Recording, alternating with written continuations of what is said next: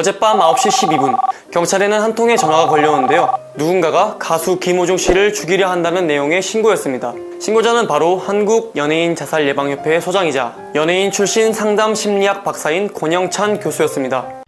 여러분 안녕하십니까? 문화, 심리, 사회, 연애 현상을 알려드리는 상담심리학 박사 권영찬 교수입니다.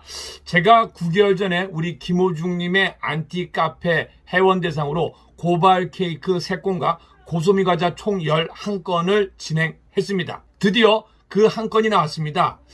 고발 케이크 3건은요, 지금 3명 다 진주지청 셰프에서 우리 경찰서에 다시 한번 보안 수사를 하라고 지시를 내려왔고, 현재 그 경찰서에 알아봤더니 다리를 보안 수사를 해서 진주지청에 넘긴 상태라고 합니다. 그리고 그 상태를 지금 기다리고 있습니다.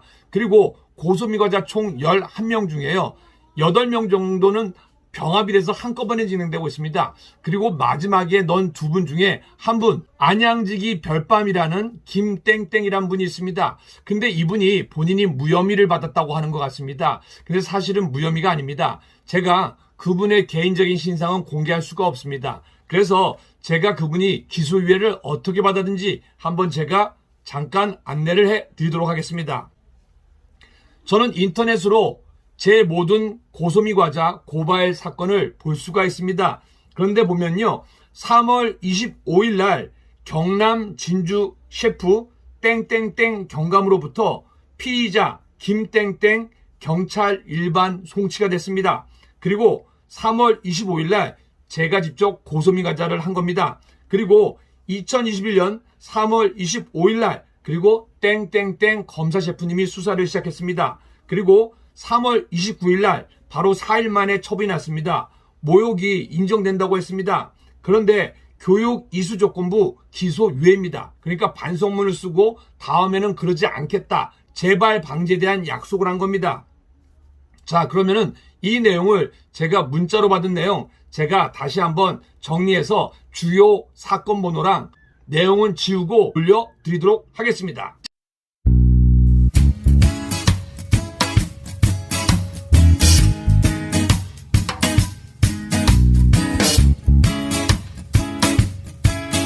제가 여러 번 방송에서 말씀을 드렸습니다. 기소유예는 무혐의나 무죄가 아닙니다.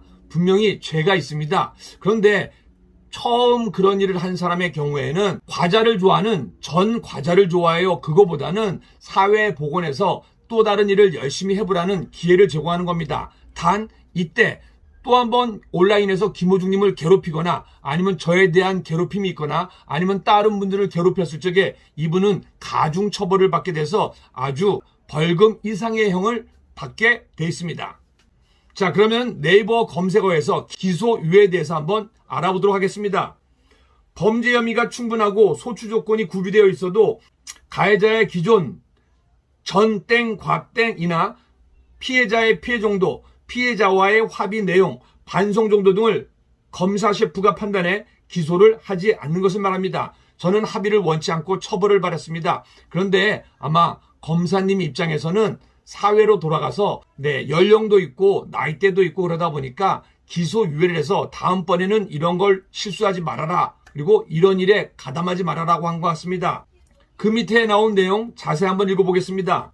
죄는 인정되지만 피해자의 연령이나 성행, 환경, 피해자에 대한 관계, 범, 행의 동기나 수단, 범, 행, 후의 정황 등을 참작하여 기소를 하여 전 과자를 좋아해요를 만드는 것보다는 다시 한번 성실한 삶의 기회를 주기 위하여 검, 사, 셰프님이 기소를 하지 않고 용서해 주는 것을 말합니다. 그러니까 무혐의랑 무죄가 아닙니다.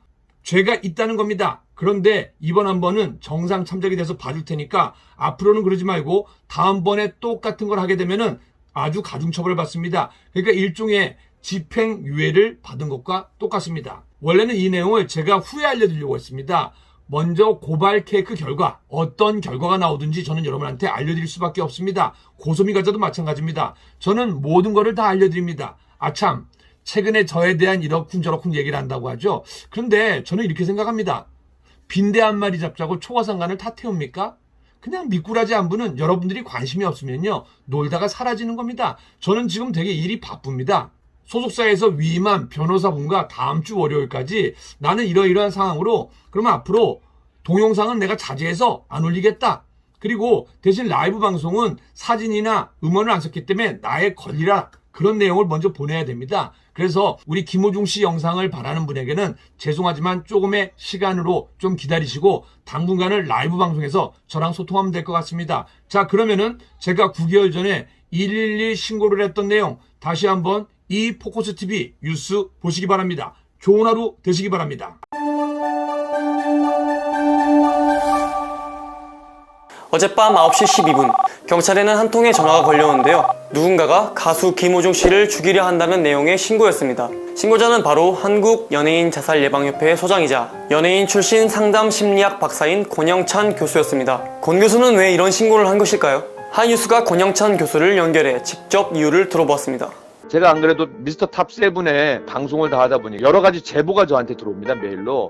근데 그 중에 K씨의 누나죠. 그러니까 친인척이라고 표현했는데 사실은 그분의 누나예요. 근데 그분이 김호중 씨한테 정말 제가 입에 담기도 힘든데 뭐 호로자스가 뭐와 누구를 찢어 죽이겠다, 입에 담을 수 없는 욕설이 있고 죽여버리겠다라고 하는데, 중요한 거는 이게 온라인에 공표를 했다는 거예요, 커뮤니티에. 그리고 심지어는 그 밑에 많이 좀 알려달라고 얘기를 한 거예요. 그래서 제가 이거는 더 이상 안 되겠다, 너무 심각한 단계이고 죽여버리겠다는 건 사실은 살인 협박이거든요. 그러다 어떤 일이 터질지 몰라서, 그래서 제가 어제 밤 9시 12분에 112에 신고 전화를 했고 온라인상에 공표를 했기 때문에 협박이 된다, 그리고 명예훼손죄가 된다, 그리고 모욕죄가 성립된다라고 했는데, 뭔가 세상에 알려져야지 그쪽에서 너무 매너 없게 언론으로 폭로하는 것까지 해서 이제는 살인 협박까지 한다는 건 사실은 대한민국은 법치국가거든요. 제가 연예인 행복상담소장으로서 이건 도저히 제가 옆에서 그냥 보고 있으면 안 되겠다 해서 제가 112에 신고하게 된 겁니다. 네.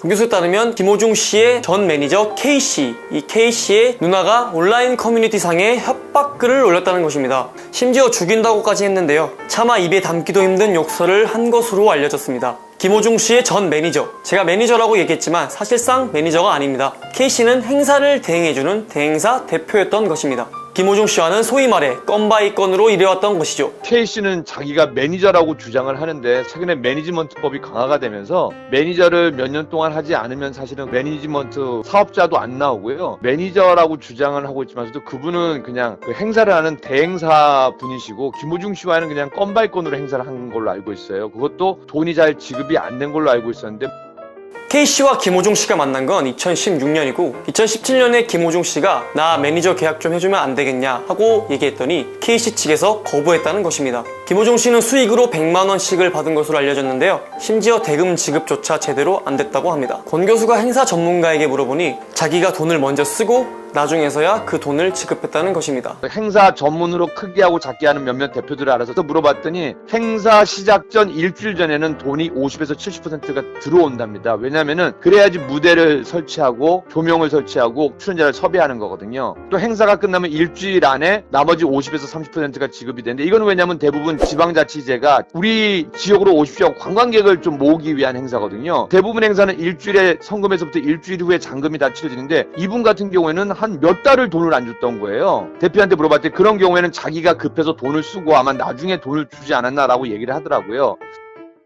원래 매니저 계약이 돼 있는 상태에서 일방적으로 새로 계약을 하면 5배를 물어줘야 합니다. 노동부에서도 지난 노예 계약이 문제가 됐던 적이 있어서 이제는 까다롭게 근로계약서를 쓰게 하죠. 이 말은 계약서가 없으면 성립이 안 된다는 것인데요. 김호중 씨와 K씨 사이에는 계약서가 존재하지 않습니다. 권 교수는 K씨가 벌인 요구가 대금 지급 요구와 연관이 있다고 보고 있습니다. 그쪽에서는 미스터 트롯을 통해서 인기 팬덤이 생겼단 말이에요. 그러다 보니까 이분 입장에서는 요것만 잘했으면은 좀 큰 수익이 된대. 그러니까 1억 3천만 원을 물어내라, 나중에 내년 9월까지 유에라 프로젝트 활동하는 것 중에서 수익을 30% 내놔라고 하는 거거든요.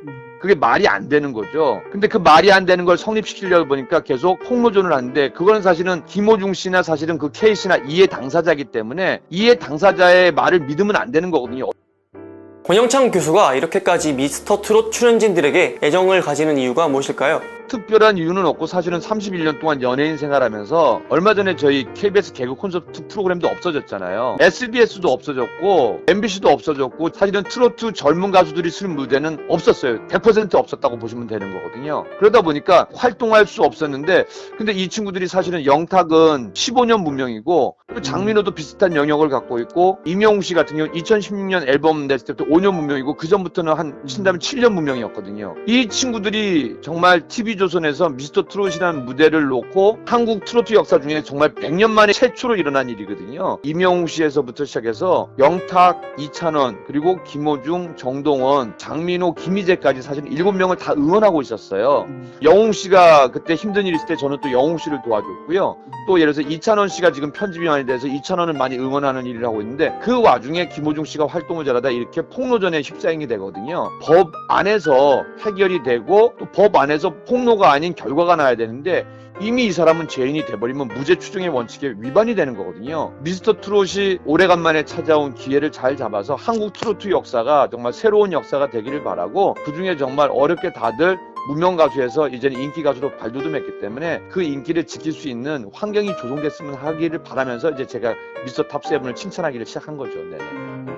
사실은 개인적인 친분이 하나도 없어요. 팬들이 너무 좋아해서 아 이게 대중들과 노래로 힐링하면 좋겠구나 해서 그때부터 미스터 탑7과 인연을 맺었고 사실은 영탁 씨 외에는 6명과 전혀 인연이 없습니다. 네. 그냥 단순히 제가 연예인 생활 31년 한 제 오래된 후배들이죠. 도박은 크고 작은 거는 상관없이 다 잘못된 겁니다.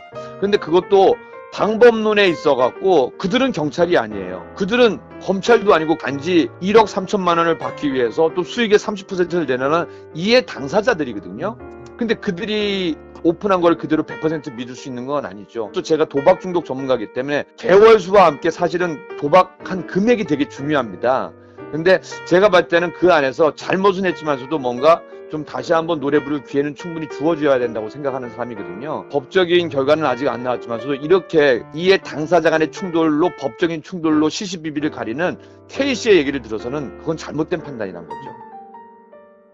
권 교수는 고발도 계획 중에 있습니다. 저는 한국 연예인 자살 예방협회 소장의 입장으로서 한 연예인의 인권은 중요합니다. 그리고 제가 작년에 설리 씨나 구하라 씨가 극단적인 선택을 하는 거 보고 너무 가슴이 아팠거든요. 그런 일이 생겨서도 안 되고 또 누군가로부터 아직 결정도 안 된 일로 그런 일은 사실은 다시는 있으면 안 되는 거거든요. 만약에 이번 일이 이렇게 해서 되면은 나중에 또 누구라도 그냥 마음대로 공표를 하게 되는 거거든요. 근데 저렇게 공표를 한다는 거는 정보통신망법에 의해서 명예훼손과 그리고 모욕죄가 됩니다. 특히 이분 같은 경우에는 죽여버린다는 협박을 했기 때문에 협박죄까지 되는 거. 그건 제 말이 아니라 경찰관의 말입니다. 얼굴이 잘 알려진 연예인이라는 이유만으로 불공정과 역차별 속에서 최소한의 인권조차 존중받지 못하고 있는 것은 아닐까요? 하이뉴스 곽돈이었습니다.